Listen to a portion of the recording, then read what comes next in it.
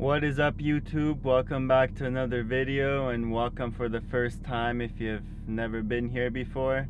In today's video we're going over the springs that are on my car. We'll go over pricing, pros and cons and all that, so make sure to stick around.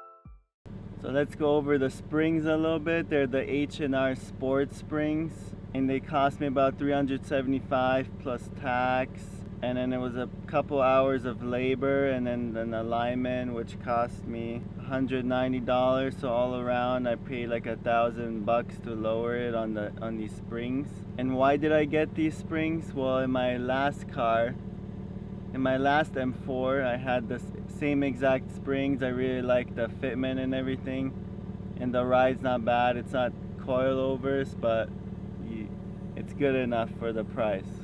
Were there any other options I considered? Not really. There's the Haas kit, which is more expensive, so I didn't. For just simple springs, I thought these were perfect ride height, so I didn't need to adjust anything.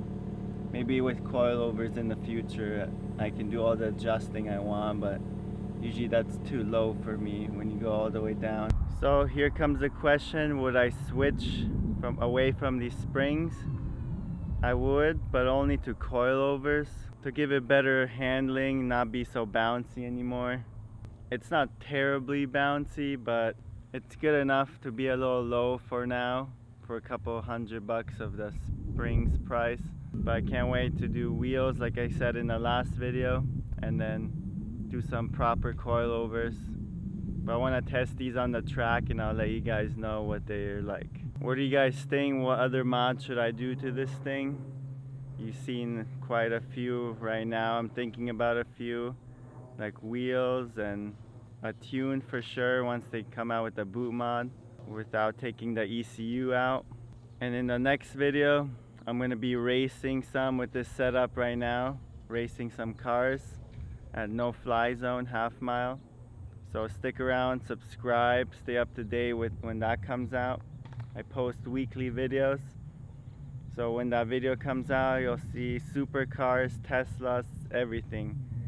We'll be racing those, and hopefully early next year I can flash it, E85, all that, and we'll make all the power. So thank you guys so much for watching. Subscribe if you enjoy this channel. Even if you enjoyed it only a little, still hit that subscribe, because it's only getting better from here. So thank you guys, and I'll see you in the next one. Peace.